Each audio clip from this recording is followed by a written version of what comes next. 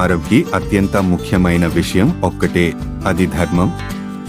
పుస్తకంలో ఉన్న నియమాల కాదు, అంతరాత్మ చెప్పే నిశ్శబ్దమైన దిక్సూచి లాంటిది. మట్టిపాత్రలు తయారు చేస్తూ ఆరవ్ మృదువుగా ప్రార్థిస్తాడు, ఇది ఒక ఇంటికి శాంతిని తీసుకురావాలని. ఆరవ్ ఎప్పుడూ తొందరపడేవాడు కాదు, అబద్ధం చెప్పేవాడు కాదు, ఆకలితో వచ్చిన అతిథిని తిరస్కరించేవాడు కాదు.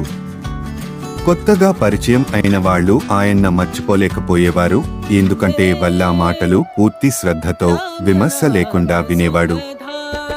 ఒక్కరోజు ఒక ప్రయాణికుడు ఆరవ్ యొక్క మట్టి పాత్రల స్టాల్ వద్దకు వస్తాడు. ఆయన ప్రశాంతమైన ఆవిర్భావం చూసి ఆకర్షితుడవుతాడు.